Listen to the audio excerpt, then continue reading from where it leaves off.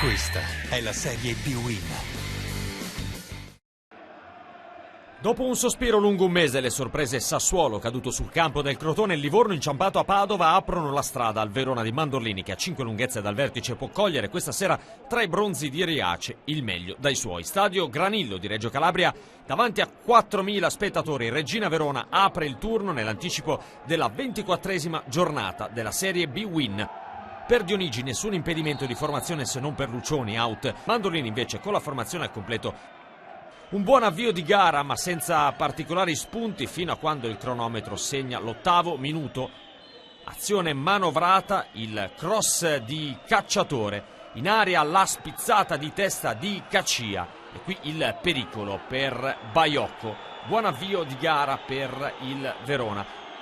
Crescono i giallo-blu a discapito di una Reggina timida, capitalizzano gli uomini di Mandorlini. Minuto 25, Alfredson sulla sinistra per Agostini, che lascia partire un cross perfetto per la testa di Caccia, che spinge in rete per il vantaggio. Verona che al momento supera il Livorno e sogna. Rivediamo il colpo di testa di Caccia, a mezza altezza batte l'estremo Baiocco. Baiocco ancora impegnato perché Alfredson gli prova i riflessi dalla distanza, ma il giocatore c'è e come.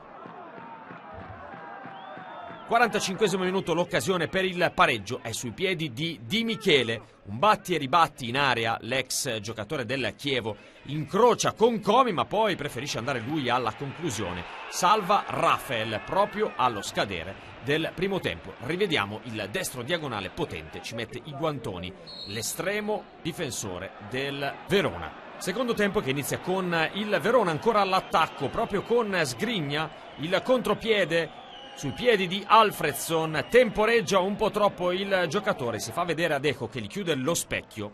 Al 52esimo la Reggina batte una punizione, pallone in area, batti e ribatti Di Michele, spara, Agostini fa da scudo prima, ma poi la traversa a negare il gol del pareggio alla Reggina, a Di Michele. Di Michele e Alfredson i veri mattatori del match, quest'ultimo chiama in causa l'estremo Granata al 56esimo minuto.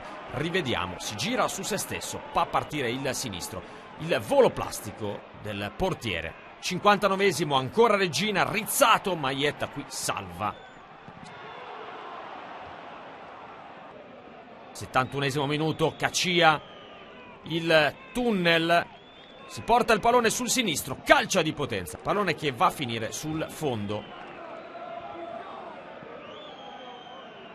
73esimo minuto, il pareggio della Reggina con Gianmario Comi. Colpo di testa da centro area, palla indirizzata nell'angolino in basso a sinistra.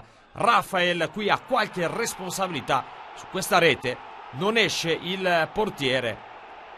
Qualche indecisione di troppo, vede l'angolino nascosto Gianmario Comi ed è il pareggio, parità di nuovo. 76esimo è Di Michele Show, 37 primavere all'anagrafe per questo giocatore, incredibile forma atletica.